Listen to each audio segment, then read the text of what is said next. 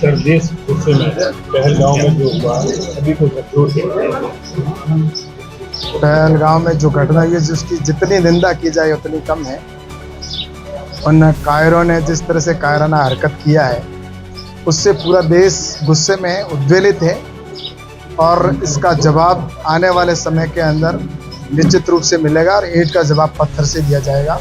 और हमारे प्रधानमंत्री जी जैसा स्पष्ट कर दिया है और कह दिया है कि आने वाले समय के अंदर जो भी इसके पीछे साजिश करता है उनको मिट्टी में मिला दिया जाएगा। तो निश्चित रूप से आपको मैं कह सकता हूँ कि आने वाले समय उनको सबक मिलेगा और देश के अंदर आज हर वर्ग इस बात की निंदा कर रहा है, चाहे कोई भी व्यक्ति हो। और पूरे देश ये नहीं पूरे विश्व भर से जिस प्रकार से भारत को समर्थन मिल रहा है, पाकिस्तान अलग थलग पड़ चुका है और बौखलाहट के अंदर है और घबराया हुआ है और डरा हुआ सहमा हुआ है।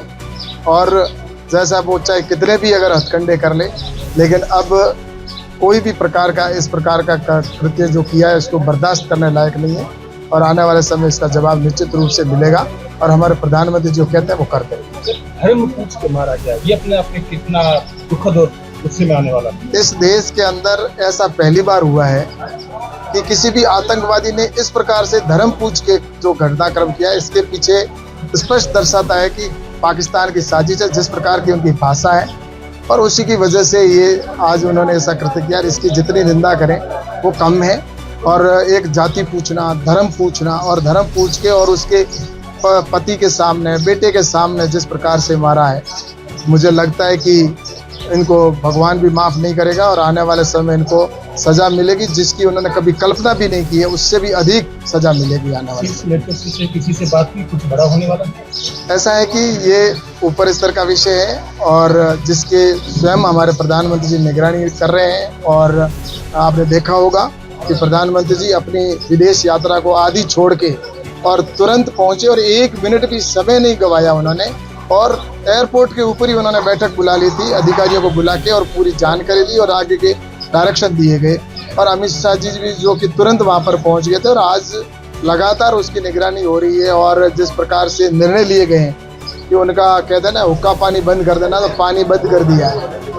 और ये पानी का निर्णय लेना, जिस प्रकार से रोक लगाने का निर्णय हुआ हो, चाहे 24 घंटे 48 घंटे के अंदर जो पाकिस्तान का वीज़ा लेके आए हैं उनको वापस जाने के निर्देश दे दिए, तो वो बात जो है उनको आने के निर्देश दे दिए। तो इससे स्पष्ट हो जाता है कि पूरे जो प्रधानमंत्री जी इस बार पूर्ण रूप से पिछली बार से भी कुछ बड़ा करने के मूड में है। और इसके लिए पाकिस्तान मुझे लगता है कि अब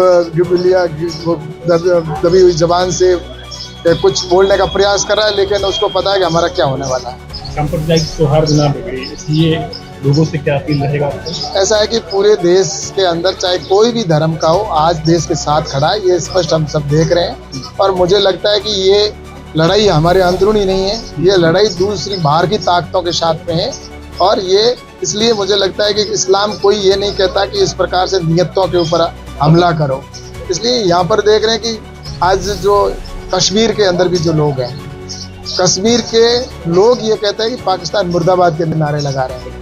एक समय था जब प्रधानमंत्री नरेंद्र मोदी जी नहीं बने थे, उससे पहले आतंकवादियों के साथ खड़ा रहने वाले लोग कई ऐसे थे जो साथ खड़े होते थे। आज उनका कोई साथ नहीं दे रहा है और वहाँ पर तिरंगा लेकर लोग खड़े हैं। पूरे देश भर के अंदर आज जो मुस्लिम है वो भी इस बात का विरोध कर रहे हैं कि पाकिस्तान मुर्दाबाद है। पूरे देश के हर शहर के अंदर नारे लग रहे हैं। तो पाकिस्तान को समझ जाना चाहिए कि अब तुम्हारा यहाँ कोई नहीं है, तुम्हारी तलाश खत्म हुई, तुम वैसे ही भीख मांग रहे हो दुनिया भर के अंदर, दूसरे देशों में जाकर भिखार घी का कटोरा लेके मांग रहे हो।